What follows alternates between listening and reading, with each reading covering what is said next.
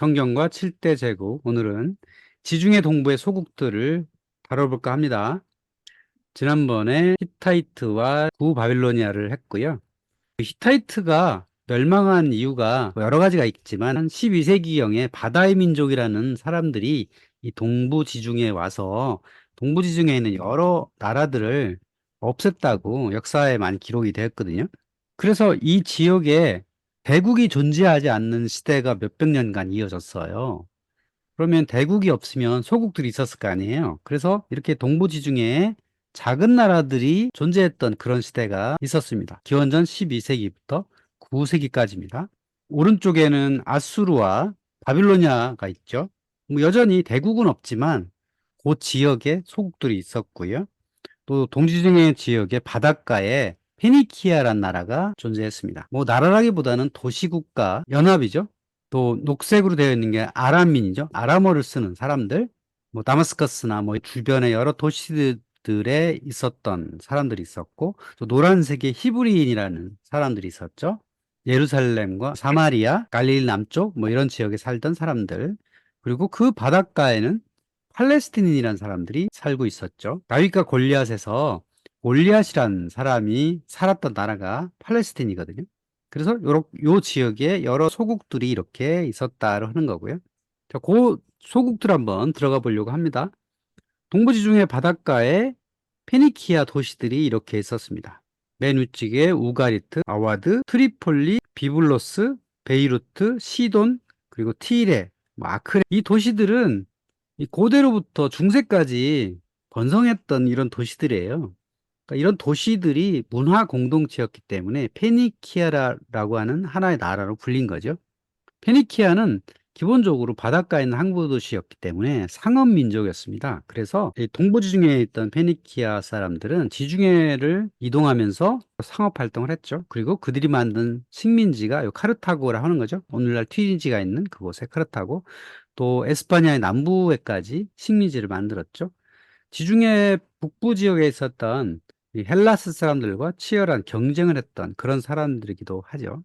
이 페니키아가 남긴 가장 위대한 업적? 서양인들이 볼 때, 아니면 지구촌 전체로 볼 때 가장 위대한 업적은 알파벳을 만들게 한 역할을 한 거죠. 페니키아 문자라고 하는 게 이집트의 신성 문자하고 메소포타미아의 쐐기 문자를 가져다가 적절하게 조합하고 그들 나름대로 쉽게 알파벳을 만들어 가지고 사용했다 그러죠. 이 페니키아 사람들은 기본적으로 상업 민족이었기 때문에 상업을 하려면 문서를 만들어야 되잖아요. 그런 목적으로 알파벳을 고안하게 된 거고 아주 간편하게 된 거죠. 그래서 이 사람들에 의해서 요 페니키아의 문자가 그리스어로 변경이 되는 거고, 또 이 카르타고에 살던 이 페니키아 사람들 쓴 문자가 나중에 이탈리아로 상륙을 해서 에트루리아라고 하는 사람들이 받아들여 가지고 거기서 또 문자가 되고, 그게 변해 가지고 라틴어가 되는 거죠. 또 아람인이라는 사람들이 있었습니다. 이 페니키아는 바닷가에 있었다면 그 페니키아의 동쪽 내륙에 있었던 여러 도시들에서 살았던 사람들을 아람인이라고 부를 수 있는데요. 시리아하고 팔레스타인 북부에 걸쳐서 여러 도시를 세웠습니다. 가장 대표적인 게 다마스커스죠. 오늘날 시리아의 수도인, 또 하맛, 아르파드, 사말, 비트 하비아니, 비트 할루 페비트, 자마니라고 하는 여러 도시들이 이렇게 세워졌고, 이들이 때로는 경쟁하고 때로는 협력하면서 문화 공동체를 세웠던 게 아람이라고 하는 사람들입니다. 그런데 팔레스타인 북부에 아람인이 있었고 팔레스타인 지역에 히브리인이 있었죠. 이 사람들이 있었는데 9세기쯤 지나오면서 아시리아가 커지기 시작해요. 그러면서 아시리아가 주변 세력들을 이제 공격을 하다 보니 자연스럽게 아람과 만날 수밖에 없었던 거죠. 그래서 12개의 소국이 연합을 해가지고 이 아시리아와 맞섰고, 그때 발생한 전쟁이 카르카르 전쟁이라고 하는 건데요. 기원전 835년에 일어났던 일인데, 이때에 관한 기록이 이 쿠르크 석비라고 하는 곳에 등장을 합니다. 자, 이때 아람의 연합에 속했던 세 세력이 있었는데, 첫 번째는 다마스쿠스였다. 그리고 하맛이 있었고 북이스라엘이 있었다는 거죠. 다마스쿠스에서는 전차 1200대, 말 1200마리, 보병 2만 명. 북이스라엘이 전차 2000대, 보병이 1만 명. 그러니까 다마스쿠스하고 북이스라엘 이 두 나라가 가장 강력한 세력의 중심이 돼가지고 아시리아에 싸웠다는 거죠. 결국 이 카르카르 전쟁에서 승리를 거뒀다 하지만 그 뒤에 100년쯤 지나서 아시리아의 티글랏 필에세르 3세의 아시리아 군대에 다마스커스가 점령을 함으로써 이 아람이라고 하는 사람들이 이제 사라지게 된 거죠. 그런데 비록 전쟁에서 져가지고 아람이라고 하는 도시 공동체는 사라졌지만 이 아람 사람들은 아시리아에 흡수돼 가지고 상당히 큰 역할을 합니다. 그래서 아람민을 고대 근동의 유대인이라고 부릅니다. 자, 고대 근동이라는 게 이집트하고 메소포타미아 시대잖아요. 그러니까 유대인이 활약하기 이전에 유대인 같은 활약을 했다는 거예요. 어떻게 했냐면 이 아람 사람들이 아시리아에 들어가서 관직이나 군대에 진출했고요. 가장 많이 진출한 것은 상업이었던 것 같아요. 그래서 효율적인 네트워크를 형성해 가지고 제국의 상권을 장악합니다. 아시리아의 요소요소에 들어가서 상권을 잡는데 그 아람 사람들끼리 네트워크를 잘 만들었다는 거죠. 이게 전형적인 중세 근대 유대인들이 했던 거잖아요. 그러니까 고대 근동 유대인이라고 불렀던 거죠. 특히 이 아람인들이 아시리아의 요소요소에서 활약하고 그들이 상업으로서 똘똘 뭉치다 보니까 그들이 썼던 아람어가 아시리아 제국 전체에 퍼지게 되고 그 후속 나라인 바빌로니아까지 퍼지게 된 거예요. 그렇다면 아람어는 왜 그렇게 아시리아와 바빌론 전체에 퍼지게 되고 궁극적으로는 이 지역의 국제어로 변모가 됩니다. 그렇다면 왜 그렇게 아람어가 국제어가 될 수 있었냐? 이제 몇 가지 이유를 들어보면 아람어는 아카드어에 비해서 매우 단순했다. 자, 아카드어는 쐐기 문자로 되어 있고 여러 가지 복잡한 고대로 내려온 그런 문자였는데 아람어는 27개 남짓의 알파벳을 사용해서 아주 편리했다. 그래서 아카드를 쓰던 사람들이 아람어를 사용하는데요. 아카드어와 아람어는 같은 세모예요. 세모 계통입니다. 이 문자 계통 또는 언어 계통이 상당히 편리했기 때문에 아카드어 대신에 아람어를 쓰게 된 겁니다. 그러니까 아카드어가 2000년 동안 이 지역의 국제어였거든요. 그런데 아람어가 들어온 이후에 아카드는 없어지고 아람어가 이 지역을 차지하게 된 거죠. 바빌로니아를 뒤이은 나라가 아케메네스 페르시아잖아요. 그리고 그 다음에 헬레니즘 왕국이죠. 헬레니즘 때까지 아람어가 이 지역의 민중들의 일반 언어였어요. 서기 1세기에 예수와 그 제자들이 썼던 언어가 바로 아람어라는 거죠. 그리고 아람어는 지금까지도 사용되기도 합니다. 제가 들은 바로는 이라크에 아람어를 쓰는 사람들이 지금도 존재한다고 합니다. 그들이 일상어로 쓰는 게 아니라 종교언어로 쓰는 거죠. 오래된 고대어를 사제들이 남겨서 쓰다 보니까 지금까지도 남아 있었다고 하는 거죠. 결론적으로 아람인들은 소멸했지만 그들의 언어는 이 지역의 국제어가 되었습니다. 그러니까 아람인은 고대 근동의 유대인이라 불리는데 유대인은 오히려 그들의 언어를 다른 세력에 퍼지지 못했거든요. 오히려 그들의 언어를 잃어버리기까지 했는데 아람 사람들은 그들의 언어를 국제어로 만든 상당히 큰 역할을 했다는 거죠. 그러면 이제 히브리인으로 좀 가보려고 합니다. 자, 히브리인이 살던 땅은 여기 지도에서 보신 것처럼 강우량 200mm부터 강우량 한 1000mm 정도 되는 아주 건조한 지역의 유대 산간 지방 또는 갈릴리 남부 그리 넓지 않은 지역에 살았던 사람들입니다. 자, 성경에 보면 젖과 꿀이 흐르는 땅이라고 나와 있죠. 젖과 꿀이 흐른다는 것은 목축하기에 좋은 땅이라는 관용적 표현입니다. 젖이라는 것은 양과 염소에 젖을 거고요. 꿀이라는 것은 유목민들이 즐겨 했던 당분 섭취 수단이죠. 그러니까 이 지역이 유목 또는 목축을 하는 그런 땅이 었다라고 할 수 있겠죠. 자, 이 지역에 살던 사람들이 뭉쳐서 역사를 만들어 나가는 것, 그것이 이제 구약 성경에 기록이 되어 있는 거죠. 그래서 그리스도교 탄생 전 유대 역사를 간단하게 보면 이렇습니다. 성경에 나오는 이야기죠. 출애굽과 광야 시대 있죠. 애굽의 노예 생활과 이후의 광야 생활, 기원전 1250년경까지고요.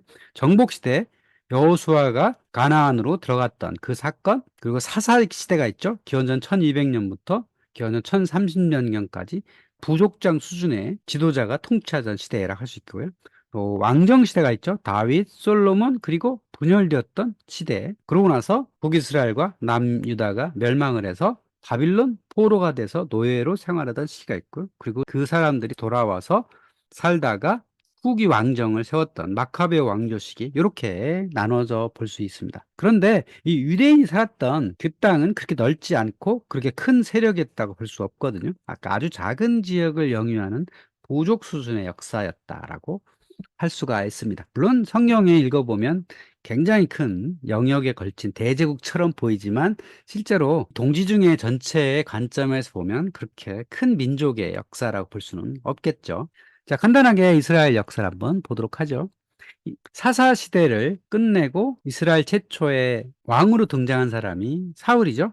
이 사람은 아주 작은 부족 단위의 베냐민 지파 출신이죠. 용모가 준서하고 키가 매우 컸다. 제사장 사무엘의 주도하에 12지파의 추대의 지도자가 된다. 기원전 1030년경 12지파의 부족을 하나의 세력을 만들 수 있는 왕이 필요하다. 그래서 사울에 세워져 가지고 최초의 왕이 됐고, 바닷가에 있었던 블레셋과 여러 싸움을 하죠. 그 전투에서 아들 요나단과 함께 사망을 하게 되고요.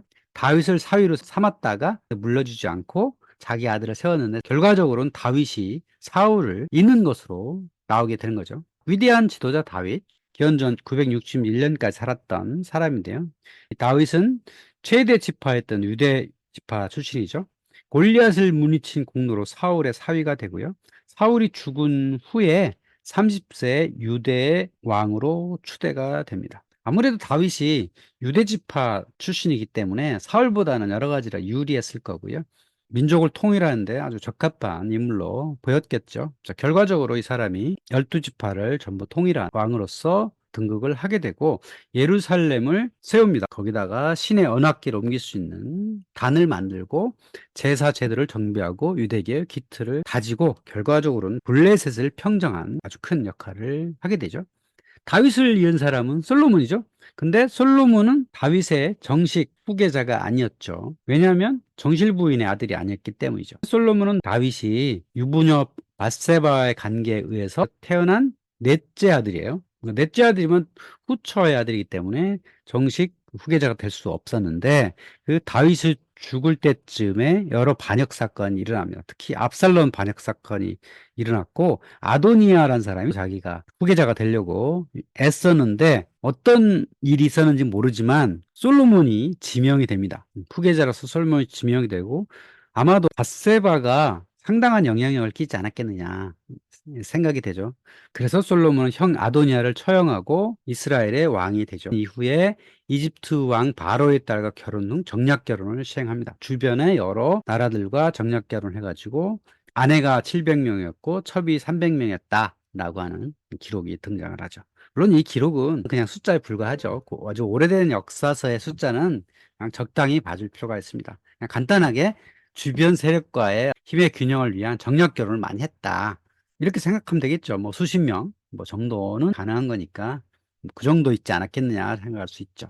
솔로몬이 했던 가장 유명한 일은 예루살렘 성전을 건축하는 거죠. 열왕기상 1장 15절에 이런 말이 등장을 합니다. 그는 성전 안쪽 벽을 성전 바닥부터 천장까지 백형록 널판으로 둘렀고 성전 마루는 잣나무 널판으로 덮었다. 자, 백형록 널판이 레바논 산맥에 있었던 동지 중에 최고 술품이죠. 레바논 지도에 보면 이 백향록 나무가 이렇게 등장할 정도로 레바논 이 삼나무는 고대나 중세나 지금까지도 유명한 거죠. 지금은 레바논에 이 향나무가 많이 남아있지는 않습니다. 어쨌든 이 성전을 솔로몬이 최초로 지었다라고 할 수 있겠는데, 그 성전이 지금까지 남아있냐? 전혀 남아있지 않습니다. 고고학적으로는 솔로몬이 세운 성전의 흔적은 발견되지 않는다고 하는 겁니다. 자, 그렇다면 지금 유대인들이 기도를 하는 통곡의 벽은 뭐냐? 거기가 솔로몬이 난 흔적 아니겠느냐? 말씀하실 수 있지만 실제로 이곳은 이 사진에 보면 이렇게 생겼습니다. 맨 밑에 제1성전, 여기가 솔로몬이 세운 최초의 성전이라고 했지만 실제로 여기 맨 밑에 있는 건 서기 1세기에 헤롯이 세운 겁니다. 자, 그렇다면 유대 역사에서 성전은 몇 번 세웠냐라고 정리해보면 이렇습니다. 제1성전은 솔로몬이 최초 세웠다. 그러다가 느부갓네살 침입해서 파괴됐고, 제2성전은 포로 귀환 후에 스룹바벨이 지하에 건설했다. 그러다가 폼페이우스에 의해서 파괴되었다. 제3성전은 유대왕 헤로데에서 건설되었고 서기 70년 로마군에 파괴됐고 통곡이 벽이 됐다. 여기 지하에 솔로몬이나 아니면 스룹바벨이 세웠던 이 성전의 흔적이 있을지는 모르지만 어쨌든 아직 발견되지 않았고요. 지금 통곡의 벽이 있는 이 벽은 맨 아래층에 있는 건 헤롯 대왕이 세운 거고, 두 번째 세운 건 32년경에 세운 거고, 맨 위에 있는 건 오스만 제국 시절에 세운 거고요. 그리고 솔로몬에 관한 열왕기상 읽어보면 솔로몬이 대제국을 세운 것처럼 보입니다. 영역이 유프라테스 강에서부터 블레셋 땅까지 아주 넓은 곳으로 되어 있고, 유프라테스 강 서쪽에 온 땅을 다스렸다고 나오고요. 전차역 말을 위한 마구간이 4만 개, 기마병이 12,000명, 세상의 모든 왕들이 솔로몬의 지혜를 들으려고 사람을 보냈다.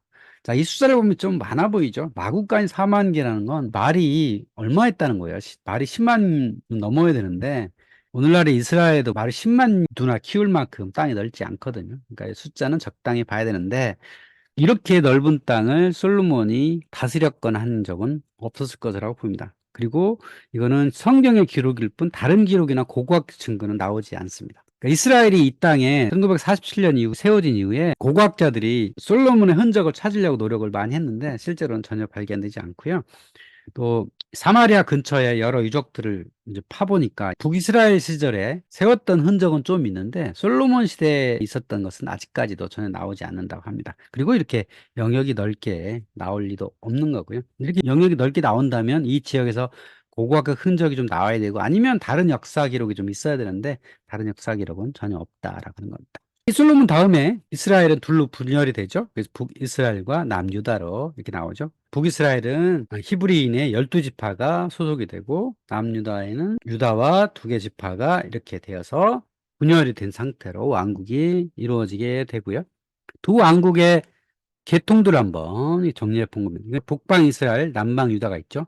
북방 이스라엘은 여로보암이 있었고, 남방 유다인 르호보암이 있죠. 그리고 쭉 가다가 한 200년 정도 유지를 합니다. 그래서 마지막에는 호세아 왕 시절에 아시리아의 멸망을 하게 되고요. 남방의 유다는 아시리아가 멸망한 이후에도 한 150년 정도 더 유지를 합니다. 남방 유다의 가장 유명한 왕은 요하스라고 할 수 있죠. 요하스, 히스기야, 그러다가 시드기야 왕 시절에 바빌로니아가 쳐들어와서 멸망을 하게 되고, 이때 많은 사람들이 바빌론으로 잡혀가게 됨으로써 바빌론 유수가 이루어지는 일들이 이어지게 됩니다. 그렇다면 아시리아한테 멸망했던 이스라엘, 그리고 바빌론에 멸망했던 또 남유다, 지도를 보면 이렇죠. 유대, 끼어있는 땅이라는 거죠. 유대는 아시리아 또는 바빌로니아와 이집트 사이에 있는 끼어있는 땅이라는 거죠.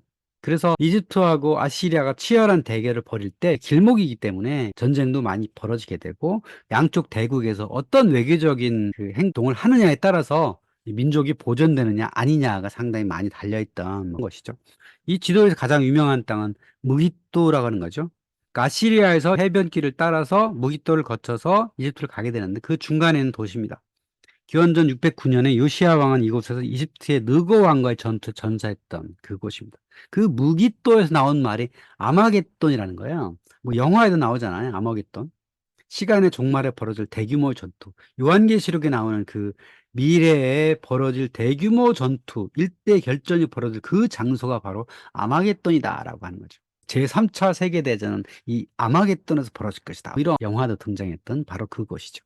정리해보면 이렇습니다. 북이스라엘, 남유다가 있을 때 아시리아 침공에서 북이스라엘 멸망을 했는데, 이때는 여기 킹덤 오브 아람, 다마스커스를 수도했던 아람인들이 있었단 말이죠. 아람인들하고 이 북이스라엘 협력을 해서 아시리아에 대항을 했다가 한 100년 정도 대항을 해요. 그러다가 이제 멸망을 하게 되고, 여기 사람들이 아시리아에 끌려가고 뭐 일부도 남고, 그래서 이쪽에 살던 12지파가 이때 사라졌다, 이렇게 이야기를 하죠. 그리고 남쪽의 유다는 북이스라엘이 멸망한 이후에도 한 150년간 더 유지하면서 베냐민 지파, 유대 지파가 이때 살아남게 되죠. 그래서 이때부터 살아남은 사람들을 유대인이라고 부르게 되는 거죠. 유대 지파만 남았기 때문에 유대인이라고 부르는 계기가 되는 거죠.